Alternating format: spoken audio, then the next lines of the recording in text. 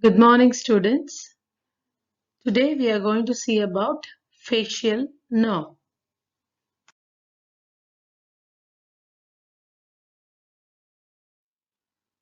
The facial nerve is the seventh cranial nerve and it is a mixed nerve which consists of motor root as well as the sensory root. The motor root is going to be the largest root and it lies medial to the sensory root. The sensory root is also called as nervus intermedius. Not only the the sensory fibers passes through it, also the parasympathetic fibers passes through the nervus intermedius only. So this large motor root and the small sensory root together makes the facial nerve. Another interesting thing about the facial nerve is the nerve is the nerve of second pharyngeal arch. So the muscles, ligaments, cartilages, everything which are derived from the second pharyngeal arch are going to be supplied by the facial nerve. Here we have mentioned about the muscles of facial expression. Not only the muscles of facial expression is derived from the second arch, the posterior belly of digastric, stylohyoid muscle, the frontal and the occipital belly of the occipitofrontalis muscle, everything is derived from the second arch only.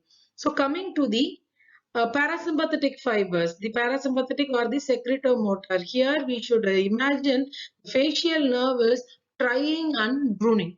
That is, tears are from the eyes and excessive saliva secretion both are done by the facial nerve. Just to remember. So lacrimal nucleus is under the control or the fibers to the lacrimal gland, the impulse to the lacrimal gland are given through the facial nerve. So secretomotor to lacrimal gland has been done.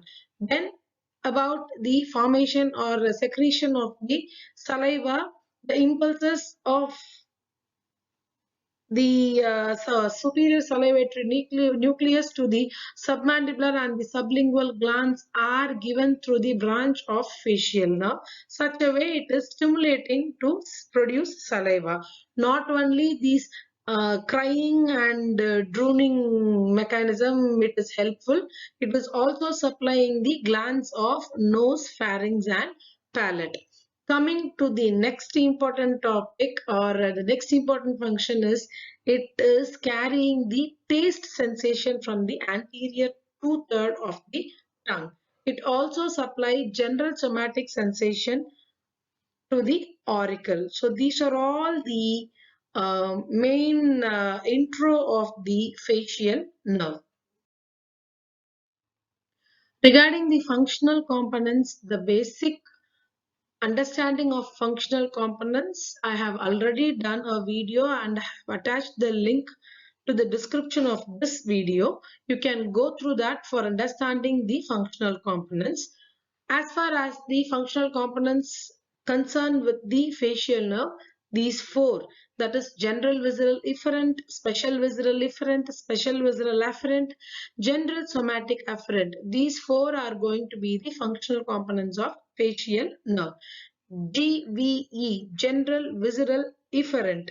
Generally, this functional component is given if the nerve is related to the parasympathetic secretomotor innervations. So here we have already told this nerve is related to the secretion of saliva and tears. It is also supplying the mucus of the pharynx, the palate, nose and all. So this functional component we can give.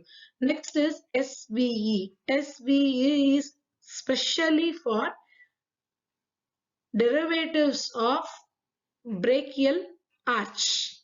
Special visceral efferent action. So motor supply to the muscles and derivatives of the second pharyngeal arch. This particular nerve is supplying. So this functional component is given.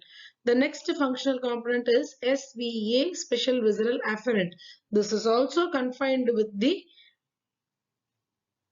special visceral sensation that is going to take taste sensation from the anterior two-third of the tongue to the center, to the taste center, where the special visual means we should remember tractus solitarius nucleus. So general somatic afferent means general sensation from the auricle it is taking. So these are the four functional components of facial nerve. Coming to the nuclei of facial nerve, there are four nuclei. First one will be the principal nucleus or the motor nucleus of facial nerve, from where the motor impulses are going to the target. Here, where the motor action is going to go to the muscles of facial expressions and derivatives of the second arch. So, this particular functional component, special visceral efferent fibers are from the motor nucleus to the target. This particular nucleus is located at the lower part of the pons. The second nucleus will be the nucleus tractus solitarius. Nucleus tractus solitarius is confined with both the special as well as the general visceral afferent. For any visceral afferent fibers, nucleus tractus solitarius is considered. So for here, special visceral afferent is taking sensation from the anterior two-third of the tongue, that is the taste sensation. So this nucleus is applicable. Next nucleus is the superior salivatory nucleus. Superior salivatory nucleus is confined with both the lacrimal gland and the salivary gland impulses. For both the glands, also to the glands of palate and pharynx, the impulses are given out by the superior salivatory nucleus. This nucleus is located at the level of lower part of the pons. And coming to the general somatic afferent component, that is relayed on the spinal nucleus of trigeminal. General sensations are taken. So nucleus of facial nerve are motor nucleus or the principal nucleus of the facial nerve, nucleus tractus solitarius, superior salivatory nucleus and the spinal nucleus of trigeminal nerve.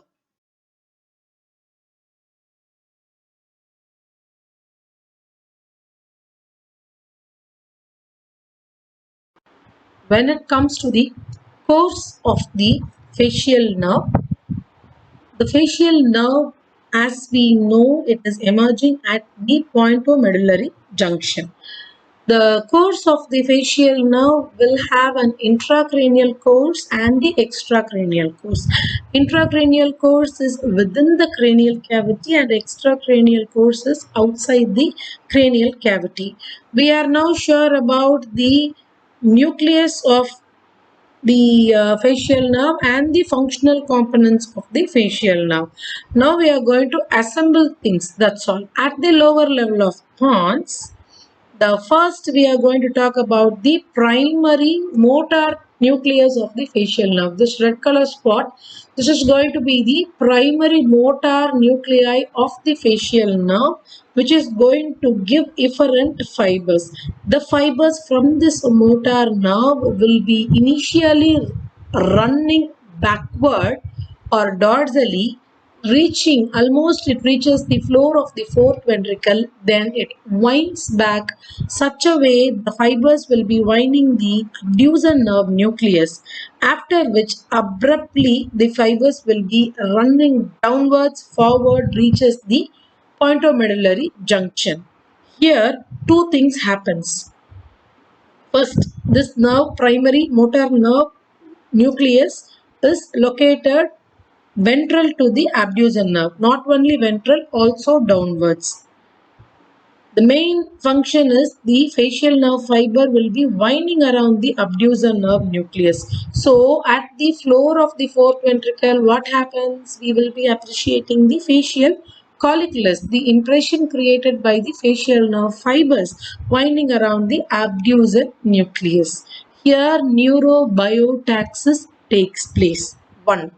Next one is, after winding around the abducens nerve nucleus, the fibers will abruptly bend downward, reaches the pointomedullary junction to get out of the brainstem. So here the internal genu means bend, the internal genu is formed. We will see it in a clear picture in the next diagram. So two things. One is the facial colliculi formed because of it winding around the abducens nerve nuclei forming the neurobiotaxis. Then is the internal genu formed within the substance of the brainstem, and the principal fiber or the motor fiber will be emerging out carrying the special visceral efferent fibers. The motor root will be large. The remaining fibers from the other nucleus all together is called as the nervus intermedius or the sensory root. Number one, which is taking part in that, will be the superior salivatory nucleus. The superior salivatory nucleus, which is also located on the dorsal aspect of the pons or inferior aspect of the pons, it will pass abruptly downward, reaches the pointomedullary junction, and it comes out. So only two efferent fibers we are talking. So we are talking from the brainstem to the periphery. The remaining two are going to be the afferent fibers. So afferent sensations are going to be to the nucleus. Special visceral afferent is taste sensation from the anterior two-thirds of the tongue. The fibers are taken to the brain center to the nucleus tractus solitarius. And general somatic afferent fibers, they are carrying the normal touch pain temperature sensation to the spinal nucleus of the tractus trigeminal. So here intracranially these courses are very important. After coming out of the brainstem, all the fibers are grouped into one motor root and a sensory root which consists of the remaining fibers. These two roots as such they will be passing and they reaches the internal acoustic meatus. Leave off this diagram, this geniculate ganglion or the remaining structures. No, don't see that. Only these four fibers, that's all. Just soon after emerging at the level of pointomedullary junction, these fibers are still having two roots. They have not fused. These two roots will be getting into the internal acoustic meatus. We have seen about the course within the brainstem. Soon after reaching the pointomedullary junctions, these two roots are going to get into the internal acoustic meatus. In the first picture, we are able to see the fifth cranial nerve, trigeminal nerve, seventh facial, and the eighth vestibulocochlear nerve. You can see the nervus intermedius, which is pointed. So the seventh nerve, motor nerve root, will be thick and thin nervus intermedius. This nervus intermedius is in between the seventh and the eighth cranial nerve. All these three structures will get into the internal acoustic meatus. Internal acoustic meatus leads to the petrous part within the substance of the petrous part of the temporal bone where the nerve will reach the middle ear cavity. The next diagram you can see the facial nerve, the internal acoustic meatus and the facial nerve. We can see the nerve will get into the middle ear cavity. Till this, please understand. After soon it reaches the middle ear cavity, the course of it will be related to the medial wall of the middle ear cavity. We will see in detail in the next animation diagram. So till now, the facial nerve roots, the motor root and the sensory root or the nervous intermediates are separate only. They reach the middle ear cavity by passing through the internal acoustic meatus. Internal acoustic meatus leads to a 1 centimeter long opening in the petrous part of the temporal bone approximately. Yes, here what happens, still it is in relation with the temporal bone only. In the middle ear cavity, it is having a course of a Z-shaped structure called as the facial canal. Within the facial canal, three important structures takes place. One is formation of the geniculate ganglion. Formation of the geniculate ganglion. Geniculate ganglion is here. We know a ganglion is a collection of nerve cell bodies. The primemost, which I should have told before itself, is the motor root and the sensory root will fuse. The third point is nerve supply to the stapedius muscle will be taking place. So this may be an important spot MCQ question for you. Three main events taking place at the level of medullary cavity related to facial nerve is fusion of the motor and the sensory root, nerve supply to the stapedius muscle, and the formation of geniculate ganglion. One another very important thing is branching out of the chorda tympani nerve. We will see about the function of it in the next.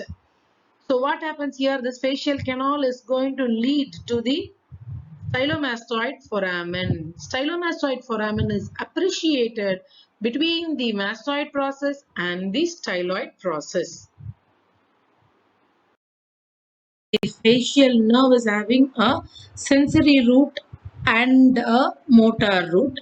We know the midbrain, pons, medulla, and the pointomedullary junction. The red color structure is going to be the principal motor nucleus or the motor nucleus of the facial nerve. We have already told the fibers will be running backward and then reaches the floor of the fourth ventricle, forms the facial colliculus, then winds around the nucleus of sixth cranial nerve or the abducer nerve nucleus. You can clearly see these things. After which the fiber will abruptly bend downward, forms the internal genu, reaches the pointomedullary junction and comes out. This is about the motor root, the largest motor root which is going to carry fibers of special visceral efferent. We are now clear about the formation of facial colliculus. The next nucleus is superior salivatory nucleus, which is lavender in color. That fibers are running from the lower part of the pons, reaches the pointomedullary junction and comes out along with the motor nerve, but they are separate. These fibers are going to travel along with the sensory fibers. So these two motor fibers we have seen. Now coming to the afferent fibers. From the anterior two-thirds of the tongue, special sensation, that is special visceral afferent sensation, are carried to the tractus solitarius nucleus. This is going to be one of the afferent fiber, and another fiber is the general somatic afferent from the auricle, that is touch, pain, temperature, sensations, are to the spinal nucleus of trigeminal. All these three together are called as nervous intermediates, which is represented as a canal. Yes, that is the nervous intermediates. The motor nerve and this nervous intermediates together will reach the petrous part of the temporal bone. In this diagram, it is very clear. ACF is the anterior cranial fossa, middle cranial fossa, and the posterior cranial fossa. The orbital cavity, the maxilla, and the pterygoid plate, and that green color region will be the pterygopalatine fossa. Yes, and this small box is going to be the middle ear cavity.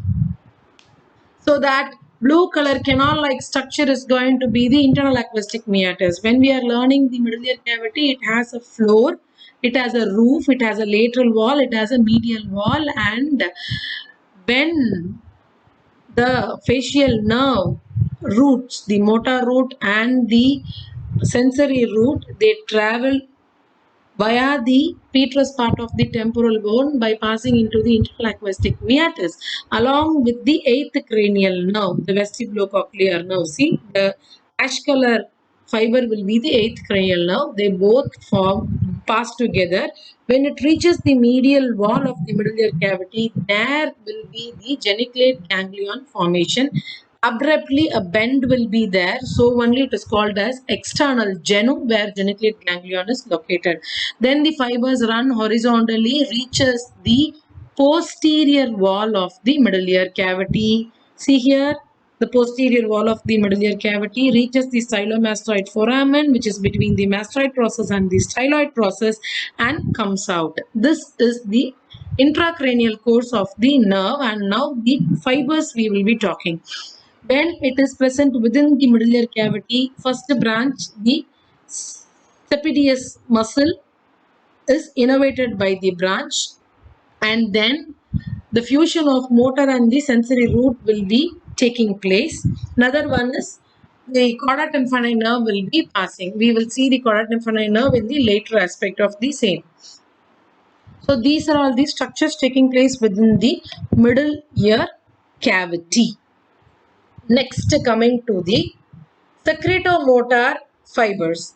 Oh, what diagram is here? It's okay. From the posterior, via the posterior auricular branch, the sensation will be, via the posterior auricular branch, the muscular branch of from the anterior, from the frontal and the occipital belly of the epicranius muscle is taken, and then it gives off the branch to posterior belly of digastric and nerve to stylohyoid. Finally, this nerve will reach the substance of the parotid gland and gives off the 5 terminal branches: temporal branch, zygomatic branch, buccal branch, marginal mandibular branch, and deep cervical branch. So these are going to be the muscular branches of the facial nerve. All are derived from the second pharyngeal arch. So this principal nerve is going to give off, these are all these muscular branches. Next we are going to see about the parasympathetic innervation from the superior salivatory nucleus. It reaches the geniculate ganglion. Here it is not going to relay. It reaches geniculate ganglion when they divide. One set of fibers via the greater petrosal nerve reaches the middle cranial fossa, and via the foramen lacerum it is about to go reach the pterygopalatine ganglion by means of passing via the pterygoid canal. Here you can see the internal carotid artery. The plexus around it forms the deep petrosal nerve. The greater petrosal nerve along with the deep petrosal nerve passes via the pterygoid canal or the Vedian canal, relay on the pterygopalatine ganglion. I repeat, the nerve from the geniculate ganglion is called as the greater petrosal nerve. Greater petrosal nerve.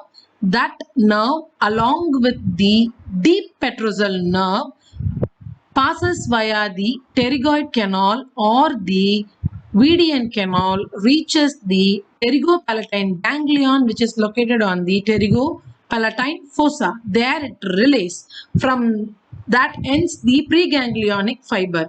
Coming to the postganglionic fiber, it should travel via some other structure. For this, we should know about the trigeminal ganglion. It consists of 3 divisions: ophthalmic, maxillary, and the mandibular. Ophthalmic gets via the superior orbital fissure into the orbital cavity, divides into nasociliary, frontal, and the lacrimal nerve. Just know that lacrimal nerve is to the lacrimal gland. Then what happens to the maxillary nerve? Maxillary nerve passes via the foramen rotundum and reaches the pterygopalatine fossa, and for going to the next destiny it will be passing. Here what happens? This will be giving off the zygomatic branch. The postganglionic fibers from the pterygopalatine ganglion passes via the zygomatic branch, reaches the lacrimal branch, and the secretomotor fibers are to the lacrimal gland for tears. So facial nerve is responsible for crying. Now we will see how the fibers are useful for drooning. What happens here? Same, start from the geniculate ganglion. Yes, from the geniculate ganglion, the fibers will be passing along the medial wall of the middle ear cavity, reaches the posterior wall of the middle ear cavity, and at that point, via the posterior canaliculus, the nerve will abruptly get into the middle ear cavity. You can see clearly.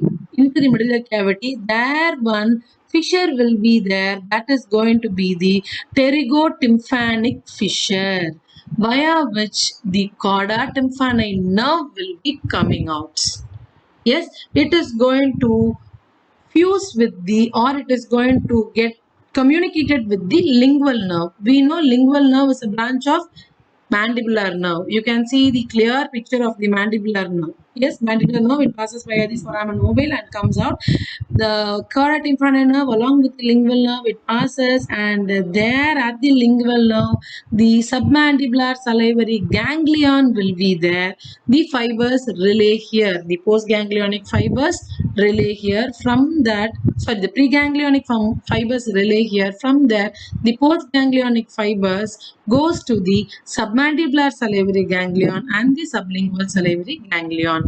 This is all about the parasympathetic innervations. Hope it is understood. Next, the special sensation of taste. You can see the blue color line which is running, no? That is going to take the special sensation of taste from the tongue. It passes along the lingual nerve, reaches the cauda tympani nerve, passes via the pterygotympanic fissure, reaches the posterior canaliculus, posterior wall of the middle ear cavity, then the geniculate ganglion. Here the cell body of it is present. Then the fibers will reach the nucleus tractus solitarius. The fibers, all the functional components, hope I think I have finished off in this diagram.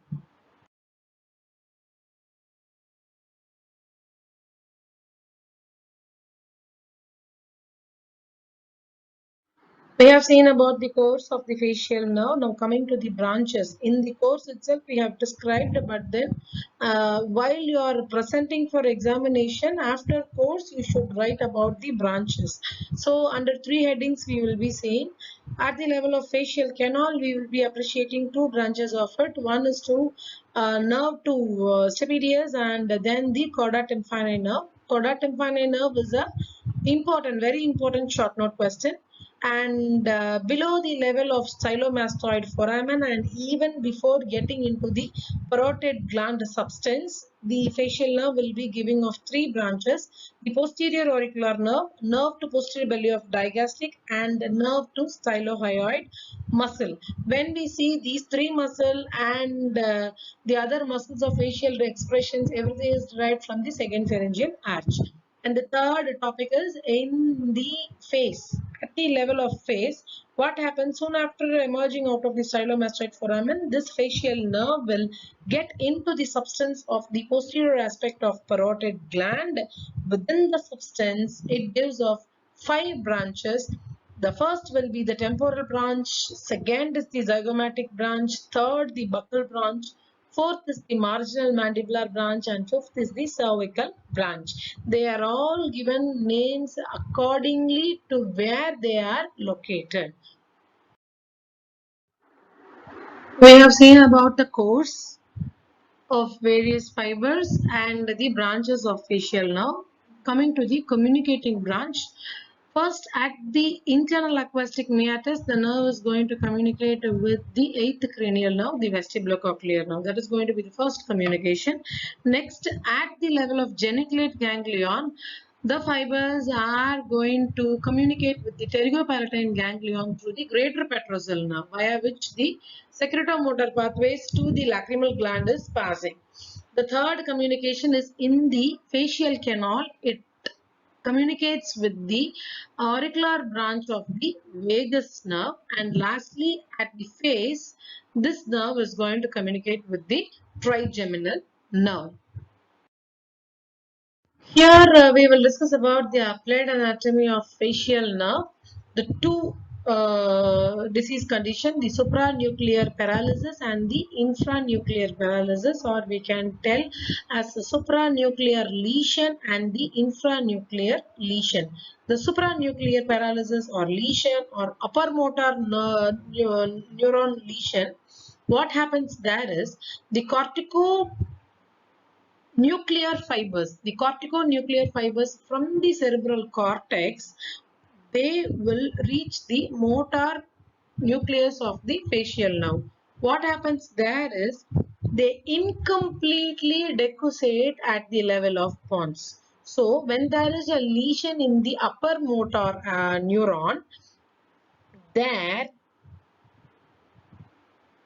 only the contralateral lower part of the face is affected because the decussation is incomplete. The other fibers will be supplying the upper part of the face. But what happens at the infranuclear paralysis or infranuclear lesion or lower motor neuron lesion, from the lower motor neuron is from the motor neuron of the facial nerve to the target. At any point, if there is going to be a lesion, here what happens, there is thoroughly decussation done, and if left side infranuclear pathway somewhere there is a lesion, then thoroughly the whole upper part of the face and lower part of the ipsilateral side will be affected. This is all about the supranuclear lesion and the infranuclear lesion, or the upper motor neuron lesion and the lower motor neuron lesion. Very important clinical anatomy of facial nerve is Bell's palsy.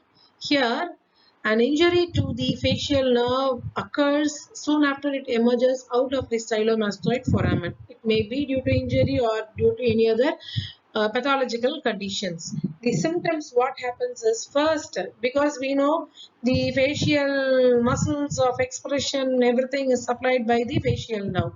So all the facial muscles will be uh, defective in supplying of the facial nerve. So what happens? Absence of the transverse wrinkle of the forehead is the first thing which we will be appreciating. Next will be the drooping of the eyebrow. Third one is the palpebral fissure is wider on the affected side because of the unopposed action of the levator palpebrae muscle. Next, due to the paralysis of the orbicularis oculi of the affected, there will be drooping of the lower eyelid. That is the ectropion, and spilling of tears on the affected side, and that is called as epiphora. Next, nasolabial fold will be disappeared on the affected side. Then what happens in general, the facial muscles will be weakened because of the paralysis. During smiling, the angle of the mouth remains motionless on the affected side, and this makes the oral fissure triangular in outline. You can very clearly see in the picture. And due to the paralysis of buccinator, food accumulated in the vestibule of the mouth will be dribbling outside. The person may not be able to hold the food in the vestibular region because the buccinator muscle is paralyzed. Since the lips on the affected side cannot move, the whistling disturbance, the labial defect will be seen in the person. Face is the index of mind. Keep it fresh and bright. Hope you enjoyed the session. Thank you.